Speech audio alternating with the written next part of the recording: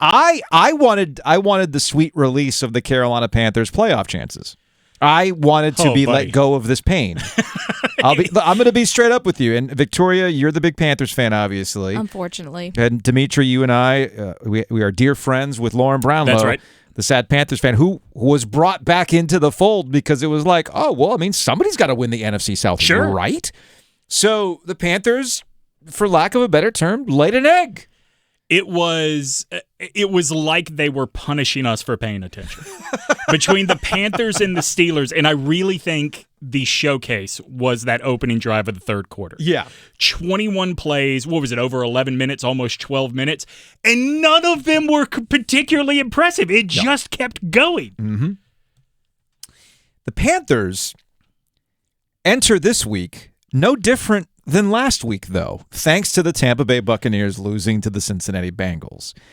I like Joe Burrow. I think the Bengals are a good story. I typically do not like Tom Brady. Sure. I want to be released of that misery as well, but I had to value my own time first, and that was, all right, Panthers, if you ain't going to do this, just not do it. Right. But the Buccaneers went ahead and they lost. So the Panthers own all the tiebreakers in the remaining 3 weeks of the season. And I had a lot of people on social media when I said it's a wrap. Like, thank you to the Panthers for releasing me of caring about your playoff chances with, well, no. No, I understand the mathematics. But I'm here to tell you, given the stakes, given the team that they faced on Sunday, given all the things that were on the table, and you still did that, you got whipped on both lines. Mm-hmm. You could not get off the field. And the defense is your calling card. It's been your calling card. And you let Pittsburgh get third down after third down, and they ran the ball on you and everything else. Buddy, you ain't good enough. Well, here's the caveat to that, Joe, is, and I think you know this because we've been friends for a long time, I am, or at least I grew up a Buccaneers fan. Sure. Right? Now I'm a fan of my money. Mm-hmm. But it's like the Buccaneers got to 17 yesterday and decided we've done all we're going to do. Tom's getting old. He's tired. That's right. Tom never blows those leads, remember? That's right. That's, hey, we got Tom Brady. We're good. Even when the Bengals took the lead, but the Buccaneers were not out of it, they reluctantly put another 6 points on the board. Yeah. I don't know how much of the Saints and the Falcons you saw. The Falcons are... God love them. They should just literally quit. Yes. Well, I think they have, but yes. Yeah. No, I mean like literally not show up for the next 3 weeks. I see. Just head down to the coast. You're not that far from Jacksonville. Hit the beach. Hit St. Aug's. Fair. Yeah. The Saints, like the quarterback situation is a mess. You don't know what you're getting from week to week. And I know that the NFL, there are only so many spots. These contracts are not guaranteed. It is not fair to accuse guys of quitting. Yeah. The Buccaneers have quit. So I don't know how you could say it's a wrap on the Panthers. I hear you. Emotionally, it is a wrap for us. So here's the reason why I say that. Going into last week, going into this Pittsburgh Steelers game, it was entirely possible that the Carolina Panthers could win the NFC South going 3-1 down this final 4-week stretch. I did not mark the Steelers as the one loss. That's the problem. Yeah. I was expecting them to beat the Steelers because the Steelers, the only thing that they're playing for is some weird only thing that matters to Mike Tomlin stat, that they've never had a losing record under Mike Tomlin. Yeah. Who cares? Can I counter that? I don't think that matters as much to Mike Tomlin as it does to the Rooney family. It probably doesn't. Yeah. You're probably right about that. So you kind of bolster my point. What are the Steelers playing for? Agreed. And I thought about this pregame because I saw more than one person. Like, I'm not going to single out any one person because I saw a lot of people do the classic, more black and yellow than teal in the stands. Yeah, whatever. Why are we still doing that to this Panthers team? What on earth reason is there to spend your hard-earned money on going out to see this team? Fan shaming.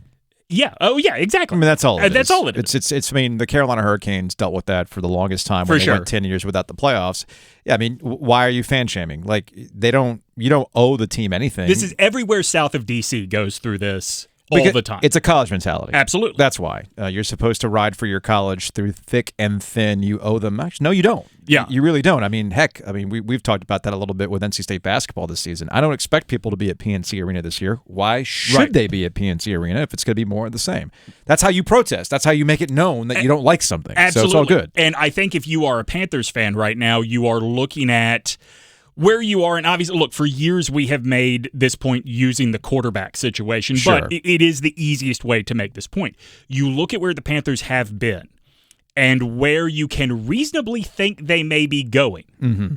And the distance between those 2 points is not very far, Joe. It's not. Like yesterday, if you were watching, if you do not have, Red Zone, if you were not, if you do not have Sunday Ticket or were not taking advantage of Red Zone, if you just like me have your over-the-air channels, you had your option on on CBS of the Panthers and Steelers, and over on Fox 50, you had the Jaguars and the Cowboys. Mm-hmm.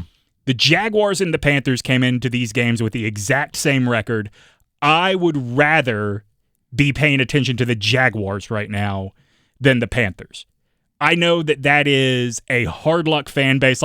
I'm going to focus on the last 2 years. I know the hard luck goes on forever and ever before that. But for the last 2 years, the 2 seasons previous to this one, the Jaguars absolutely bottomed out, right? Yeah. They not only won a total of 4 games, they also had to endure the Urban Meyer year. There's a lot of hard luck that comes with having been a Jaguars fan for the last 2 years. Mm-hmm. But today, who would you rather be looking at their future? I personally, after what I've seen these last few weeks out of Trevor Lawrence, after what we've seen all year long out of Travis Etienne, Trayvon Walker, who I will eat crow on. I thought Walker was going to come into the league and just be like, well, there's another wasted Jaguars pick. Sure. He's done very well. He's not Aiden Hutchinson, but he's played very well. I think you look at what they have on the roster there, and you see that their division is also not very good, right? It's not like the Titans are miles ahead of everybody. And you see reason for optimism.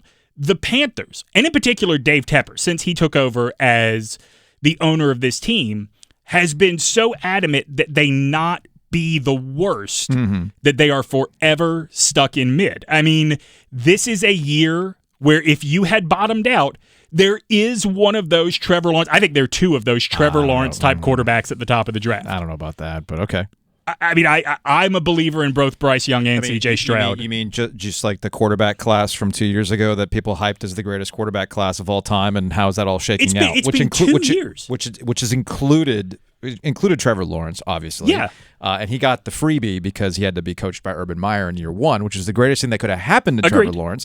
But let's look at the other guys in this draft class that haven't exactly panned out, including one of the guys who just got sunned in the most embarrassing game of the day in Mac Jones, all right? So, look, I know what your point is, but I do think there's more context to the Panthers under David Tepper, and there is jettisoning the coach they got wrong and seeing just how close you are to being a playoff team. Sure. And to me, if specific to the Panthers, specific to being a fan of the Panthers, in the NFL, as you're seeing with the Detroit Lions or the Jacksonville Jaguars themselves, you can go year to year, man, and become a playoff team. Absolutely, you can. And I think we've gotten to the point, because we spend so much time talking about the draft, that we have absolutely overvalued the draft and how quickly you'll be able to turn around things, especially when it comes to quarterbacks. I think we could say the same thing about left tackles at this point. Yeah, absolutely.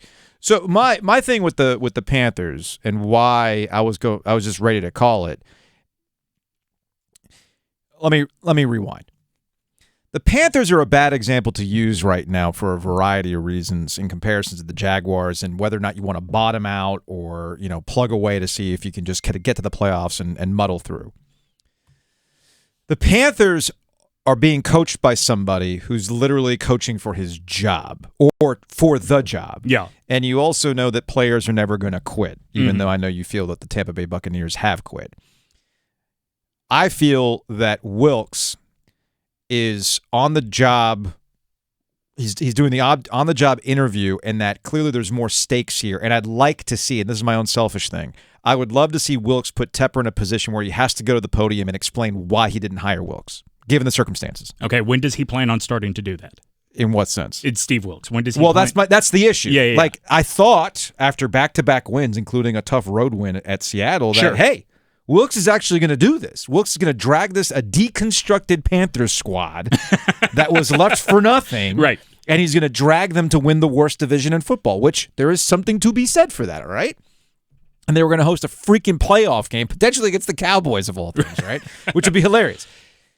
But with the Steelers' loss, 2 things probably come into focus. Wilkes opened the door for him to not get the job. Yeah. And we'll talk to Jonathan Jones, CBS Sports, about that in about an hour.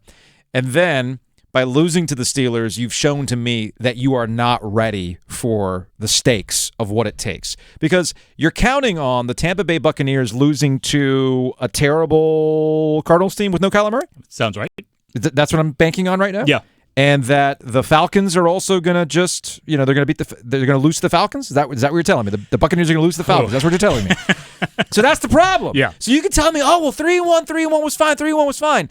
Two problems. One, you're banking on the Buccaneers to gag down the stretch with Tom Brady. As much as I'm over Tom Brady, I don't think he's going to just wilt completely. Bad Tom Brady is better than the best Desmond Ridder you're getting. Ding, ding, ding, ding, ding. So that's issue number one. Issue number two, if you can't beat that Steelers squad, what makes me believe that you're going to do that against a spunky Detroit team that's coming next? So that is, I think, the best sort of example there to give of why you would feel hopeless about this team, is because there was I don't know what you would call this, a let's call them series of series. It was in the third quarter. It was after the long touchdown drive to open the quarter. Okay. Where both teams were racking up sacks. But both teams were getting sacks because of poor O-line play, because of lackluster O-line. Nobody made a great move. Nobody broke contain, anything like that. It was all just, I don't even want to call it bad, Joe. It was all just going through the motion sort of offensive line play. I mean, there was a series where I believe the Steelers got either 2 sacks in a row and almost brought Darnold down a third time, or got 3 sacks in a row. I can't remember which it was, but I remember watching that series of plays and not being impressed by a lick up. Mm-hmm. And so I sort of come back to my point about here you are stuck in neutral, basically. And then we got to ask this question. And I think you will think I'm nuts for asking this, but I do think it is worth talking about. What was the point of firing Matt Rule when you did? Because he was embarrassing. Is this any better? Yeah, it's much better. I mean, Matt Rule is embarrassing as a person, as, by the way, most college coaches that make the jump to the NFL are. Even Nick Saban was embarrassing as an NFL coach. I'll say it like this. At some point, you have to show that you're serious as an organization. And by keeping Matt Rule, you were showing you were unserious about winning football games. Now, there are, like Jim Irsay and the Colts, clearly unserious. But Jim Irsay understands what being unserious about winning football games can get you. And that's what? That is blown 33-point leads. Listen, they are too good this year to be able to make that one-for-one kind of comparison. But being unserious about winning football games the year Peyton Manning was out for the entire year got them Andrew Luck. Yeah. I think Dave Tepper cannot get out of the way of his own pride to let them fail into Bryce Young or CJ Stroud.